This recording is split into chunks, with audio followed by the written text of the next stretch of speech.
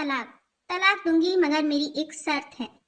जब मैं रात को घर पहुंचा तो मेरी पत्नी ने खाना लगाया। मैंने उसका हाथ अपने हाथों में लिया और कहा, मुझे तुमसे कुछ जरूरी बात कहना है। वो शांत बैठकर खाना खा रही थी। उसकी आंखों में कुछ दर्द सा साफ नजर आ रहा था। अचानक मुझे नहीं पता कैसे कहूँ, मगर मुझे उसे बताना ही था। मैंने बड़ी शांति से कहा, मुझे तलाक चाहिए। लगा जैसे उससे मेरे शब्दों से कुछ फर्क नहीं पड़ा, बल्कि उसने मुझसे पूछा, क्यों तलाक चाहिए? मैंने उसके सवाल को अनसुना किया तो उसे गुस्सा आ गया। उसने चम्मच उठाकर फेंक दिया और जोर से चिल्लाई, तुम इंसान नहीं हो। उस रात हमने एक दूसरे से बात नहीं की। वो रो रही थी। मुझे पता था कि वो जानना चाहती थी कि आखिर ऐसा क्या हुआ जो हमारा रिश्ता टूटने की कगार पर आ गया। पर मेरे लिए उसके सवालों का जवाब दे पाना नामुमकिन था। मैं अब किसी और से, प्रिया नाम था उसका, प्यार करने लगा हूँ। अब मुझे उससे प्यार नहीं रहा। मैंने उसे उसके वर्षों के प्यार की सजा दी थी। भरे मन से मैंने तलाक के पेपर तैयार किए। उसमें लिखा था कि वह पूरा घर, कार और कंपनी की 30% शेयर ले सकती है इस तलाक के बदले। लेकिन उसने उन पेपर्स को देखा और उनके टुकड़े टुकड़े कर दिए। वो औरत जिसने मेरे साथ जीवन के 10 साल बिताए थे, वो आज मेरे लिए अनजान हो चुकी थी। मुझे इन 10 सालों का जो उसने मेरे लिए बर्बाद किए, मगर मैं क्या करूं? जो हो चुका उसे मैं बदल नहीं सकता था, क्योंकि मैं किसी और से अपनी पत्नी से भी ज्यादा प्यार करने लगा था। आखिरकार उसके सब्र का बांध टूट गया और वो फूट फूट कर मेरे सामने रोने लगी। मेरे लिए उसका रोना एक तरह से उसकी रिहाई की तरह ही था। तलाक की ये बात जो कई दिनों से मुझे परेशान कर रही थी, अब बिल्कुल साफ हो चुकी थी। अगले दिन मैं घर काफी लेट आया। मैंने देखा कि वो टेबल पर बैठकर कुछ लिख रही थी। मैंने शाम का खाना नहीं खाया था, लेकिन फिर भी मैं सीधे ऊपर जाकर अपने कमरे में सो गया, क्योंकि पूरा दिन प्रिया के साथ रहने और कई जगह घूमने के बाद थक गया था। वो शायद रात को उसी टेबल पर लिखते लिखते सो गई थी। सुबह उसने तलाक की शर्तें बताई। वो मुझसे कुछ भी लेना नहीं चाहती थी। उसे सिर्फ तलाक से पहले 1 महीने का समय चाहिए था। उसने आग्रह किया कि इस महीने में हम दोनों वही पुराना वाला जीवन जिए जितना संभव हो सके, क्योंकि आने वाले महीने में हमारे बेटी की परीक्षा है। वह नहीं चाहती थी हमारे टूटे रिश्ते का प्रभाव उसकी पढ़ाई पर पड़े। मुझे भी यह ठीक लगा, मगर वो कुछ और भी चाहती थी।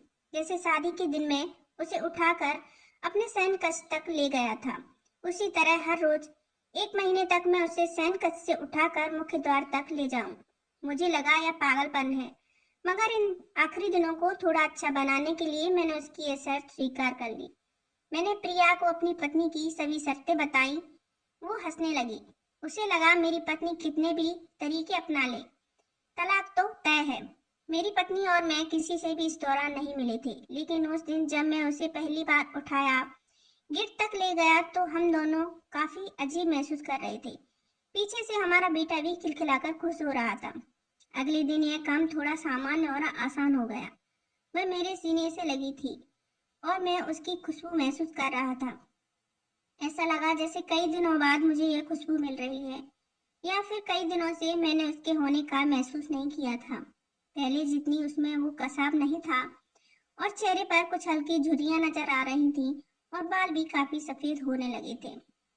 ये वही औरत थी जिसने अपने जीवन के 10 साल मुझे समर्पित किए थे। चौथे दिन जब मैंने उसे उठाया तो वो पुराना रोमांस लौटने लगी थी। 5वें और 8वें दिन वो पुराना प्यार फिर जागने लगा। मैंने प्रिया को इस बारे में कुछ भी नहीं बताया था। अब उसे उठाना और आसान हो गया था। शायद हर रोज यह सब करने का मैं आदी हो गया था। एक दिन वह अपनी पसंद की साड़ी निकाल रही थी, लेकिन कुछ खास नहीं ढूंढ पाई। उसने सांस भरते हुए कहा कि उसके सारे कपड़े बड़े पड़ने लगे हैं। तब मुझे पता चला कि वह काफी दुबली हो गई है और इसलिए मैं उसे आसानी से उठा पा रहा था। मेरे दिल को एक झटका सा लगा। उसने अपने दिल में काफी सारा दर्द छुपा रखा था। पता नहीं कैसे मैं आगे बढ़ा और उसके सिर को छूकर देखा। अचानक हमारा बेटा आया और बोला कि पापा, ये तो मम्मा को उठाकर बाहर ले जाने का समय हो गया है। उसके लिए अपने पापा द्वारा मम्मा को इस तरह उठाकर ले जाते हुए देखना जीवन का अभिन्न हिस्सा बन गया था। मेरी बीवी ने हमारे बच्चे को बुलाया और जोर से उसे गले लगा लिया। मैंने अपना चेहरा दूसरी तरफ कर लिया। मुझे लगा कि मैं अपना निर्णय न बदल लूं। मैंने अपनी पत्नी को रोज की तरह उठाया और बेडरूम से सिटिंग रूम लेते हुए हॉल तक लाया। उसने प्यार से अपने दोनों हाथ मेरी गर्दन के आसपास रख दिए।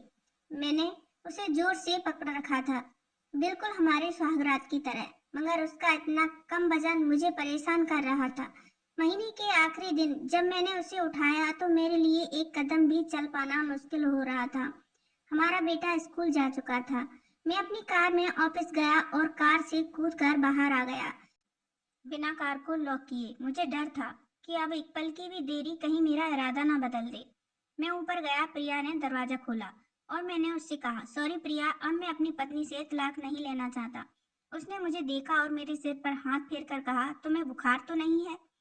मैंने उसका हाथ हटाया और कहा, सॉरी प्रिया, अब मुझे अपनी पत्नी से तलाक नहीं चाहिए। हमारी शादीशुदा जिंदगी शायद हम दोनों के ध्यान न देने की वजह से बोरिंग हो गई थी, लेकिन इसका मतलब यह कतई नहीं कि हम एक दूसरे से प्यार नहीं करते।